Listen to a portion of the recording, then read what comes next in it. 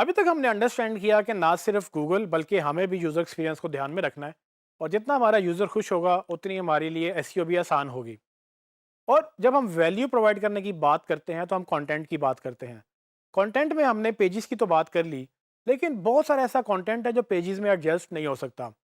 सो blogs असल में हमें वहाँ हेल्प करते हैं जहाँ पर हमें बाकी पेजेस हेल्प नहीं कर पाते। तो फॉर एग्जांपल, ब्लॉग्स क्या हैं? Blogs is like an article कि आप कोई भी आर्टिकल लिख सकते हैं किसी भी टॉपिक के ऊपर, और वो एक ब्लॉग के तहत, यानी कि एक वेब ब्लॉग जो कि डायरी भी कहलाती है, वो एक डायरी के तहत एक आर्टिकल पब्लिश आपकी वेबसाइट पे हो जाता है। इसमें टेक्निकली ज़्यादा डिफरेंस नहीं है। एक स्टैटिक पेज और एक ब्लॉग में बस ये मेन डिफरेंस है कि स्टैटिक पेज में लोग एक्सपेक्ट नहीं करते कि यहाँ कुछ चेंज होगा। आपने होम पेज बनाया, वो होम पेज वैसा ही रहता है, आपकी सर्विस का पेज भी वैसा ही रहता है। लेकिन अगर आप एक आर्टिकल लिखेंगे तो उसमें आपके पास गुंजाइश होती है कि आप उसमें कमेंट्स ऐड करवा लें, मतलब कि लोग जाते हैं तो उसमें कमेंट ऐड कर सकते हैं। पेजेस पे ये नहीं होता। और आप ब्लॉग्स एक नहीं बल्कि बार बार आप लिख सकते हैं। तो पेजेस एक जगह पे फिक्स रहते हैं, ब्लॉग्स आपके अपडेट होते रहते हैं और नए ब्लॉग आपको नए नए जो है ब्लॉग पेज पे नज़र आते रहते हैं। सो हर आर्टिकल एक पेज ही होता है, लेकिन उसके ऊपर उसकी जो फीचर्स हैं वो डिफरेंट हो सकते हैं। मेरी नज़र में ब्लॉग्स सबसे ज़्यादा हेल्पफुल रहते हैं आपको वैल्यू क्रिएट करने में। जो हमने इनबाउंड की बात की, जो हमने डिजिटल मार्केटिंग के बिगर स्कोप की बात की, असल में ब्लॉग्स ही वो चीज़ हैं जो हमें उस लेवल तक लेके जाते हैं। हमने जब कीवर्ड रिसर्च का जिक्र किया, हमने उसमें ये देखा कि हमें गूगल सैकड़ों की तादाद में कीवर्ड निकाल के दे देता है, और ये वो कीवर्ड्स हैं जो लोग सर्च करते हैं। ये कहीं और से नहीं आते, ये गूगल खुद से नहीं निकालता। अक्सर लोग ये कीवर्ड सर्च करते हैं और वो डेटा गूगल सेव करता है और वही डेटा गूगल दिखाता है। सो गोया कि ये सैकड़ों सर्चेज़ जो हैं वो लोगों की तरफ से सर्चेज़ हैं। उनमें कोई बहुत ज़्यादा सर्च होती हैं, कोई बहुत कम होती हैं। हम ये करते हैं कि हम अच्छे ज़्यादा सर्च होने वाले कीवर्ड्स और जो रेलिवेंट कीवर्ड्स हैं उनका ग्रुप बनाते हैं, उनको पेज के साथ असाइन कर लेते हैं। लेकिन हम जो बाकी कीवर्ड्स हैं उनको भी हम यूटिलाइज कर सकते हैं। सो ताकि वो उस पे भी हम रैंकिंग ले सकें और उस पे भी हमारा कोई ना कोई पेज बन जाए।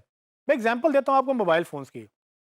जब हमने मोबाइल फ़ोन की कीवर्ड रिसर्च की तो उसमें हमें पता ये चला कि लोग स्मार्टफ़ोन प्राइसेस या मोबाइल फ़ोन प्राइसेस या mobile phone prices in Pakistan ऐसे कीवर्ड यूज़ कर रहे हैं। अब ये ऐसे कीवर्ड्स हैं जिनके ऊपर मैं पेजेस बना सकता था, पर हमने उसको पेजेस बनाकर उसको वैसे पेजेस के ऊपर उन कीवर्ड्स को ऑप्टिमाइज़ कर दिया, उनको ग्रुप कर दिया ताकि वो सिर्फ़ उन्हीं कीवर्ड्स के ऊपर वही पेजेस ऑप्टिमाइज़्ड रहें। लेकिन अगर आप स्क्रॉल डाउन करके नीचे आपने देखा हो और अगर आपको याद हो, तो उनमें बहुत सारे ऐसे भी थे कि जिनको ये नहीं पता था कि उनको फ़ोन कौन-सा चाहिए। तो अक्सर वो सर्च कर रहे थे व्हिच फ़ोन टू बाय और द चीपेस्ट फ़ोन अवेलेबल या फ़ोन प्राइसेज़ इन लाहौर या बजट फ़ोन प्राइसेज़ इन लाहौर। अब ये ऐसे कीवर्ड्स हैं जिनके ऊपर मैं आर्टिकल लिख सकता हूँ और मैं उन लोगों को हेल्प कर सकता हूँ कि भाई कैसे डिसीजन लेना है कि आपको कौन सा फ़ोन चाहिए।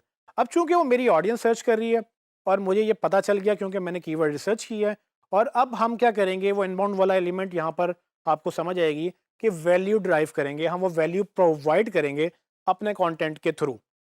सो आपने एक स्टोर तो बना लिया, लेकिन आप फिर क्या कर सकते हैं कि आप हर महीने एक पोस्ट लिख सकते हैं, top 10 phones of the month.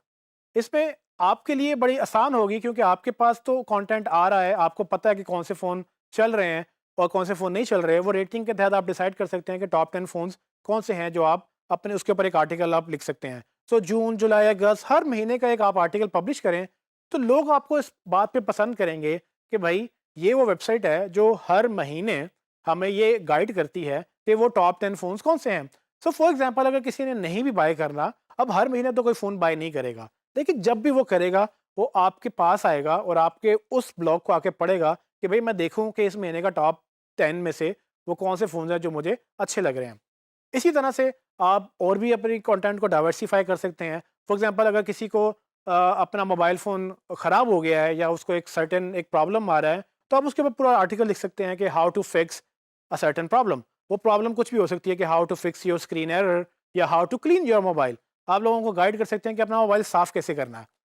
अब इसके ऊपर एक पेज बनाना सेंस नहीं बनती, लेकिन आप इसके ऊपर एक आर्टिकल लिखेंगे, जब वो आर्टिकल लोग पढ़ना चाहेंगे तो उसके ऊपर कमेंट्स भी करेंगे, अपने फीडबैक भी देंगे, बड़ी एक एंगेजमेंट क्रिएट हो जाती है और गूगल भी इस बात को पसंद करता है।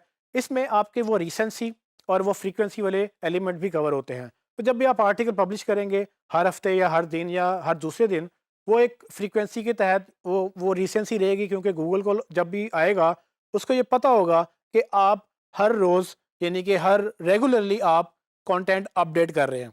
सो और फ्रीक्वेंसी में ये भी पता चल जाएगा कि ये रेगुलरली एक फ्रीक्वेंटली कंटेंट डाल रहे हैं और वो लोगों को हेल्प कर रहा है और वो आपको रैंक करने में भी मदद कर रहा है। असल में ये चीज़ तो यहाँ तक तो बड़ी अच्छी लगती है। प्रॉब्लम यहाँ पर आती है कि जब लोगों को लिखना पड़ता है। आप राइटर हायर कर सकते हैं या आप खुद भी लिख सकते हैं। लिखने की लिमिटेशन नहीं है। ज़्यादातर लोगों को लिखने में ये प्रॉब्लम आती है कि हम लिखें क्या? सो मैं तो आपको एक 101 आइडियाज़ बता सकता हूँ कि आप किस तरह से लिख सकते हैं। आपको बैठ के ये देखना है कि आपकी ऑडियंस कौन है, आपकी प्रोडक्ट क्या है और वो क्या-क्या ढूँढ रही होगी आपकी प्रोडक्ट के बारे में, तो आप उसको लिखना शुरू कर देते हैं। तो फॉर एग्ज़ाम्पल अगर हम एग्ज़ाम्पल दें मोबाइल फ़ोन स्टोर की, तो आप जैसे मैंने पहले बताया एक लिस्ट पोस्ट डाल सकते हैं हर हफ़्ते कि भाई इस हफ़्ते की या इस महीने की कौन से टॉप मोबाइल्स हैं। आप फिर एक लिस्ट ये भी बना सकते हैं कि कौन से बजट फ़ोन्स हैं जो लोगों को लेने चाहिए। आप टियर बना दें कि हाई एंड फ़ोन्स कौन से हैं, लो एंड फ़ोन्स कौन से हैं और मिडल रेंज में कौन से आते हैं। फिर आप ये भी कर सकते हैं कि आप सालाना लिस्ट बना सकते हैं कि 2018, 2019 कौन से फ़ोन अच्छे हैं, आप इस पे बात कर सकते हैं। फिर आप इसमें और भी क्रिएटिव हो सकते हैं। लेट्स सपोज़ आप मुकाबला करवा सकते हैं कि जी सैमसंग वर्सेस एप्पल। तो सैमसंग के फ़ोन के फ़ीचर्स क्या हैं, एप्पल के फ़ोन के फ़ीचर्स क्या हैं, आप कंपेयर करें क्योंकि आप एक्सपर्ट हैं अपनी इंडस्ट्री के, लोग आपको पढ़ना पसंद करेंगे और यही कंटेंट आपको एसईओ में रैंकिंग भी देगा और आपको ऊपर आने में हेल्प भी करेगा। इसी तरह से आपको पास और भी बड़ी अपॉर्चुनिटीज़ हैं। लोग ये भी पसंद करते हैं कि भई ये जो वेबसाइट चला रहा है, ये जो बिज़नेस चला रहा है, ये है कौन? इसके पीछे कौन सी टीम बैठी हुई है? सो आप क्यों ना अपनी प्रमोशन भी करें? लोग पैसे दे के अखबारों में अपनी तस्वीरें छपवाते हैं। आपके पास पूरी अपॉर्चुनिटी है कि आप मुफ्त में अपनी वेबसाइट में अपनी पब्लिसिटी करें। तो आप हर अगर आप कोई डिनर करते हैं टीम के साथ या अगर आप कोई पार्टी करते हैं, आप कोई ट्रिप लेके जाते हैं, उसके ऊपर ब्लॉग पोस्ट लिखें ताकि लोगों को ये पता चले कि ये भी इंसान है और जो इस बिज़नेस को चला रहे हैं, लोग एसोसिएट करेंगे आपसे, वो उनको अच्छा लगेगा।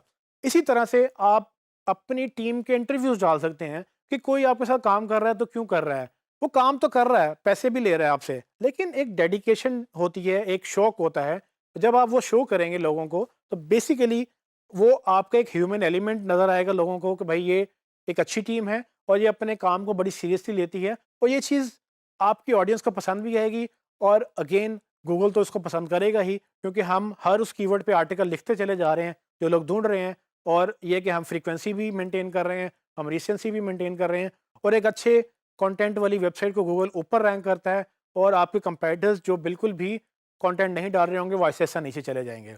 सो ये काम चाहे आप अपनी वेबसाइट के लिए करें, चाहे आप किसी को एज़ अ सर्विसेज़ सेल करें या आप अपने क्लाइंट की वेबसाइट के लिए करें, इट डज़न्ट मैटर।